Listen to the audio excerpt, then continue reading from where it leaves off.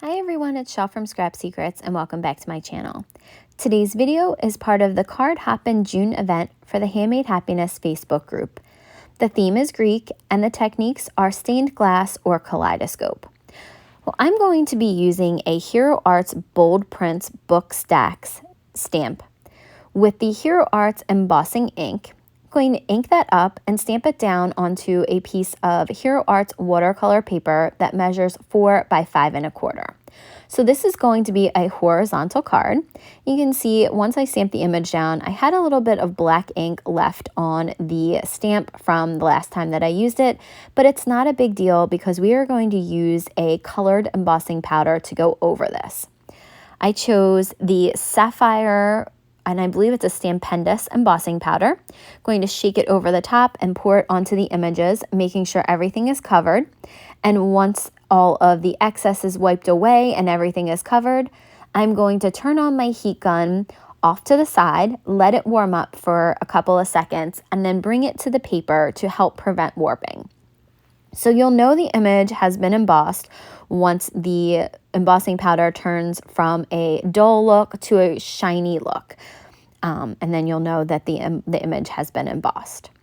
We're also going to do a second background using that same stamp set, same ink, and same watercolor paper, except we're going to be doing it vertically instead of horizontally. So I'm using my Hampton Arts Stamp Perfect to stamp out the image, some white embossing powder to go over top of it, and you're going to not be able to see this one as well when you look at it, except in the light. You can kind of see when I turn it there that you can see the images. Going to do the same thing with my heat tool, heat it up off to the side, and then go over top of it. This one was a little bit harder to see when the embossing powder had actually set. One thing I definitely would do over again if I was doing this background over was to let the background cool down a little bit before I did this part. I pretty much went right from heat embossing it to spraying it with water, and I think some of the embossing powder may have been, it kind of got smudged a little bit because there were some white areas that weren't picking up the color, but there was no embossing on it, no like loose embossing powder. So I'm using Distress Oxide in Prized Ribbon, putting it onto my glass media mat and spraying it with a little bit of water, picking it up with a paintbrush, and then just putting it on the background. To me, it looks like a blueprint sketch, and which is kind of funny because there is a blueprint sketch, Distress Oxide, but I decided to use the Prized Ribbon because that was what was on my desk. So you're going to see I'm going to go top to bottom, right to left with the ink, just trying to fill in all of the spaces and also kind of to get that white embossing powder that may have smudged a little bit just to move around and get a little bit better coverage. So I'm going to go over it a couple times and then I'm going to let this background dry before we start the next process of our technique. So once this is finished, I'm going to, like I said, let it dry, and then we're going to move on to the other background. And I'm just going to be using a Spectrum Noir blue pen with the Uniball gold pen to color in the images. While you're watching me finish this one up and start the next background, I thought I would tell you a little bit about Handmade Happiness. So we are a group of crafters that come together once a month and do a hop. We have a theme and 2 techniques to choose from. It is a hashtag-driven hop, so you will see the hashtag in the title of the video. However, some people will have the entire playlist in their description, so if you get lost, you can check it out because YouTube has been doing some funny things with hashtags where they'll put a bunch of random videos in the middle and you don't get to see everybody's. So the links will not be to, most likely won't be to the actual video, but it'll be to the person's channel and you can find their video very easily from there. So we do this, like I said, once a month, and it is a big challenge. This month was a super big challenge because I've never made a stained glass or a kaleidoscope card. I didn't really know what a kaleidoscope card even was before I did some research for this. And the theme of Greek was hard. So the reason that I did the color scheme is because the Greek flag is blue and white. It's dark blue and white. And then I was also doing some research on what Greece or what Greeks were famous for. And one of the things that I found was that literature was an important aspect of Greek culture. So I thought these books would be a great representation of literature. They also had a lot to do with theater. So again, books would be a perfect thing. All right, so let's go back to the card. And I'm taking that watercolored background, and on the 4-inch side, I'm slicing it in half. So you're going to have two pieces that measure 2 by 5 1/4. Then you're going to take each piece and cut it in half on the 5 1/4-inch side at 2 5/8. So I had to keep counting because the first time I messed it up, I knew it didn't look right, and the top would have been too short and the bottom would have been too long, and I would have ruined the piece. So the important part here is you want to remember which piece goes on top and which piece goes on bottom.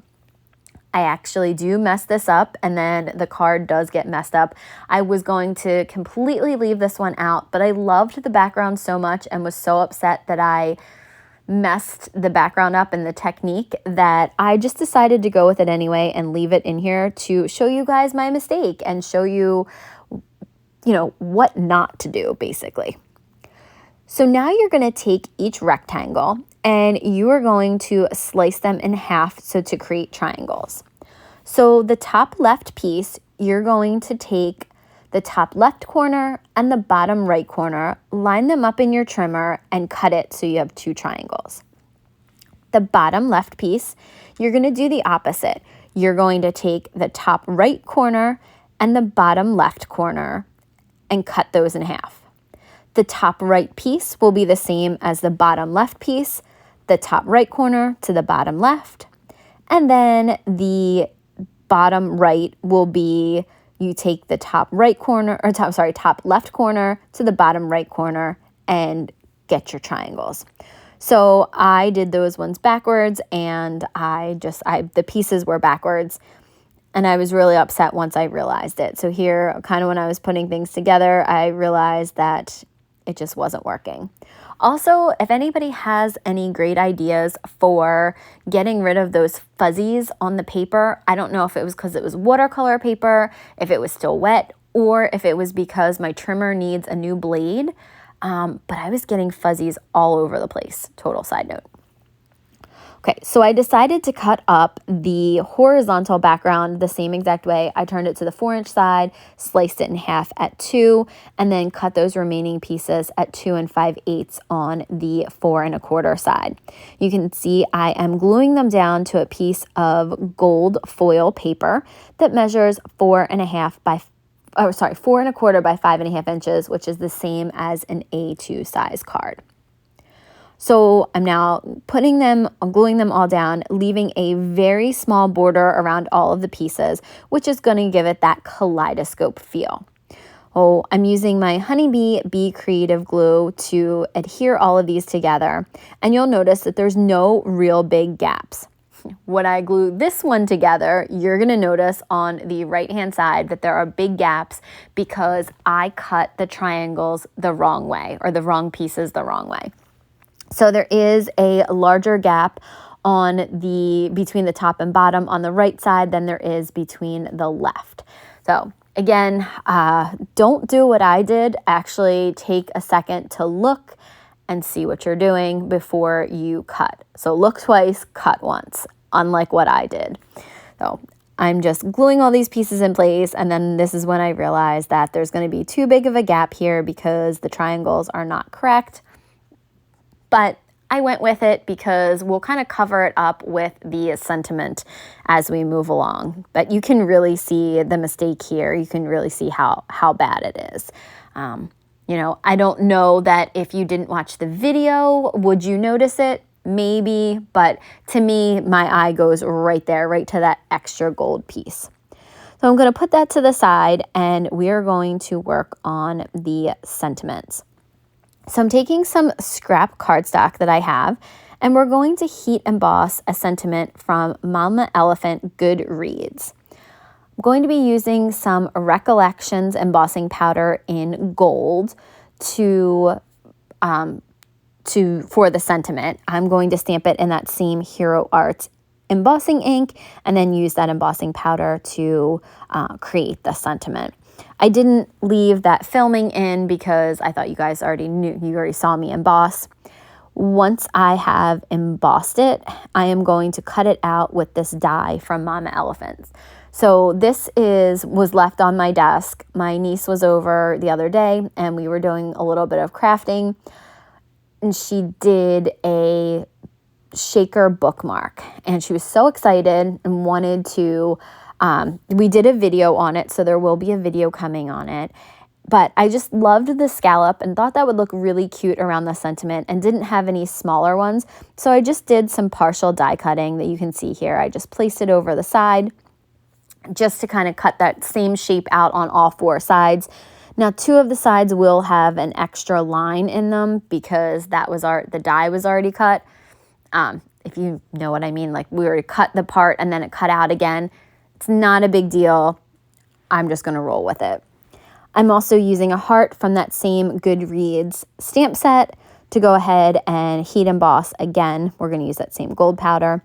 Then I'm using some foam adhesive from 3M to pop up that sentiment. I thought that looked really nice in the middle. And it was also going to cover some of the smudges that I created because I did not wait for this piece to dry either. Kind of impatient, just trying to get it done. I was rushing to get it done tonight. We're also going to be using another sentiment from that Mama Elephant Goodreads stamp set. That's on a scrap piece of white watercolor cardstock. It was just something that I had left over after I cut out the backgrounds. And we're going to use that same foam tape to go ahead and pop that sentiment off, off the background. And again, you can see there that line in the middle is pretty uneven, but I think the sentiment breaks it up a little bit, so maybe it's not as noticeable. You guys are going to have to let me know in the comments below. The last thing that I did was attach them to a piece of light gray cardstock which is 110-pound Recollections cardstock. And the card bases measure 4 1/4 by 5.5 inches, which is an A2 size card. Using that same Honeybee Bee Creative glue to go ahead and attach them to those card bases and leaving the insides blank. So I hope you guys enjoyed this video. If you have any comments or questions, please feel free to leave them below. And I will see you guys again real soon for another video. Bye!